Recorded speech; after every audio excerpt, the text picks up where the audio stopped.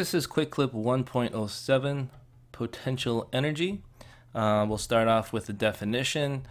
Potential energy is the energy of an object due to its position, and thus it will have the potential to make kinetic energy. So it has the potential to move.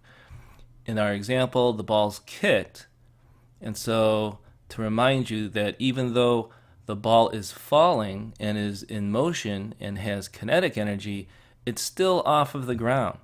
So its position still gives it potential energy because it still has the potential to keep falling down.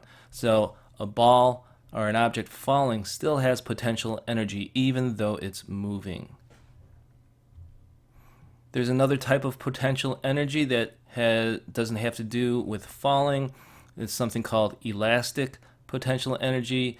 The examples on the board, you see the stretching of a bow. Right now she is ready to fire the arrow, but the arrow is not in motion. So the arrow is filled with potential energy because the bow is stretched back. The rubber band being stretched and the exercise band being stretched, all of which have potential energy.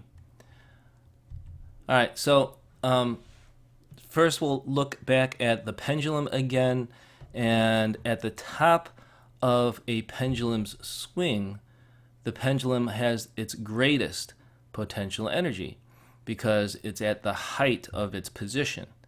All right, so it has the greatest potential for movement or for falling.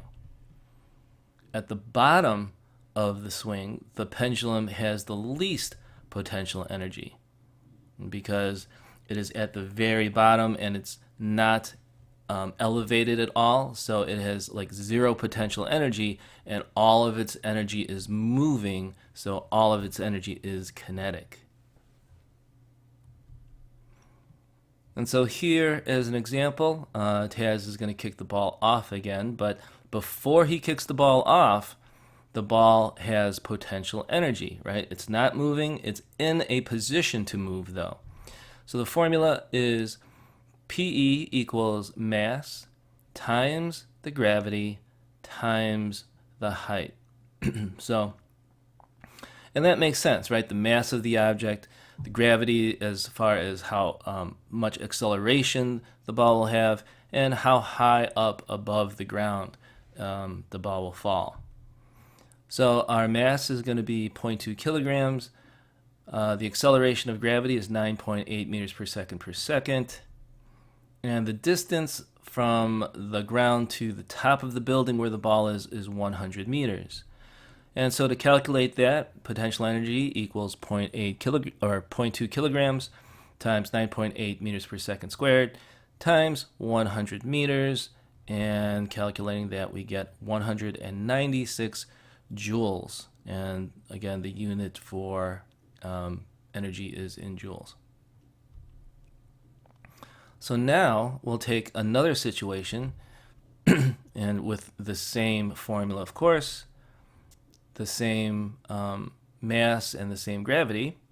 However, the ball is going to be kicked and we're going to freeze it right there. All right, we're going to take a look at its potential energy in this position halfway down. All right, so the mass is still the same, the acceleration is still the same, but the height will be different. Right, so now it's fallen halfway down. So instead of 100, the height is now 50. And so our calculation becomes 0.2 kilograms times 9.8 meters per second squared times 50. And that gives us a potential energy of 98 joules. All right, hope that helps. If you're confused, I would go back to 1.06, review kinetic energy, and then take another look at this lesson. All right, see you on the next one.